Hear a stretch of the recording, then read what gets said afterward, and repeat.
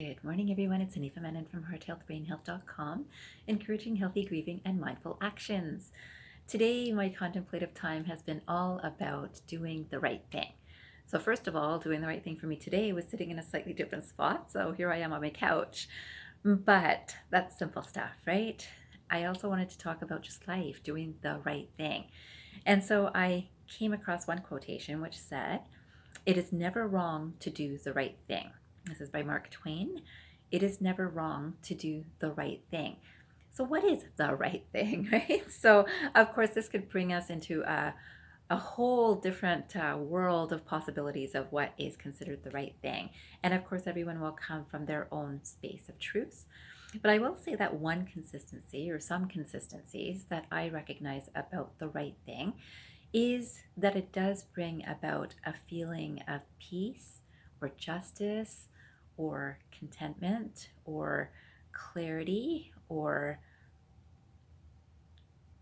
an inner comfort, right? Where we know that we've done the right thing. So I was thinking about what would be a good example. And one of the things that I thought is, you see someone beating up someone else, for example, and stopping that beating is going to be the right thing. Now, no one would have to tell you this, right? That would be the right thing. Now, you might not have the confidence to get in between these two people, or you might not have the time. Maybe you're running off and you think, "Oh my gosh, something's happening there, but I got to go." Right? But the right thing would be to help, right? So this helping idea, it's certainly in terms of injustice. Anytime we see injustice, it is the right thing to do, to whether we speak up for it, whether we comment on it, whether we support it in some sort of way in terms of finding justice for things that are unjust, whether there's marginalized communities that we think that's not fair, that I want to make sure that everyone is not marginalized, that there's no group that feels separate from the whole. So that sort of idea that there are things that we just know are right, right? Then there's another quotation that I came across with, I guess it's by Fussel. And this I thought was very fitting too, because again, contemplative time brings us into all sorts of different directions. And I did go in many different directions of awareness. So this quotation says, "There's a difference between doing things right and doing the right thing. There's a difference between doing things right and doing the right thing." And I thought about some of the patients that I've had over the years, and I've had several female clients, and I'm sorry, clients, if you are listening to this, but this is an awareness that I have that there's been several ladies that were pregnant when they got hired for a new job, did not tell their new employers that they were pregnant, and promised that they're going to be there. They're in there for the long haul. This is the job they've always wanted. So did great interviews, got hired for the jobs, and did this to be able to get mat leave. And again, is it the right thing? I think the aspect of dishonesty is not the right thing.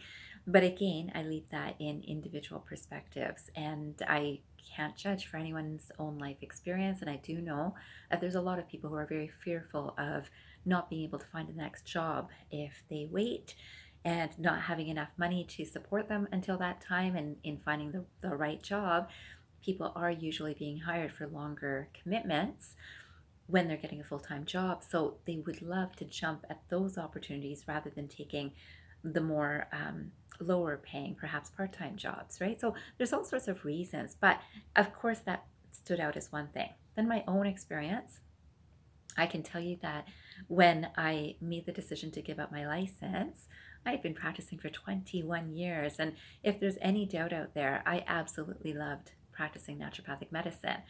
But I can tell you there came a point that I noticed that the profession was changing, healthcare in general is changing. I noticed that when I started my practice, I was able to talk to, this was not my area of specialty, by the way, but I was able to talk to people about vaccinations and what I thought about them. So this would be basic vaccinations. So let's say even the flu shot, where people would get the flu shot or be encouraged to get the flu shot once a year, sometimes twice a year.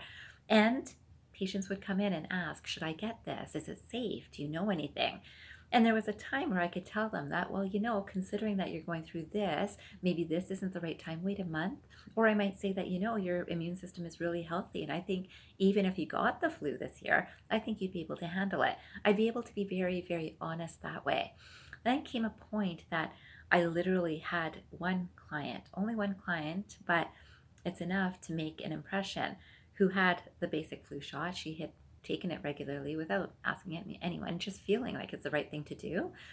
And she got one of the least likely side effects from it, which made her go from walking to not being able to walk. So, this is a huge impact in my awareness. Now, when patients would ask me, should I get the flu shot? Like, everything's safe about it, right? I couldn't, with clear conscience, say everything is safe, because now I know a case in my small group of clients that I see that has had this experience. And then there came a point in healthcare which told us as practitioners that we cannot say anything about vaccines of any sort. We're not trained in it, though we had been. And we're not to say anything. So, no opinions, no anything. If the government is saying that this is what should be taken at this time of the year, that's what you have to say too. And they can speak with their medical doctors if they need to.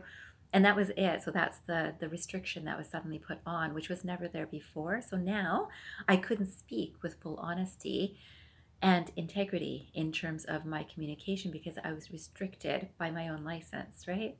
So this is so interesting that this is part of what I feel I did the right thing in letting go of the license to be able to speak honestly and openly with clients again.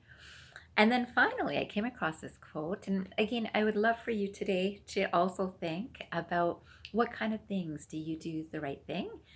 And what kind of things are you doing things right? Right? So you're doing things just right. So I did things right. I went through university. I went through 2 different programs. I got my licensing. I did things right. But to do the right thing was to let go of all of that. Right? So this is really important. Of course, I have not let go of the education and the learning, right?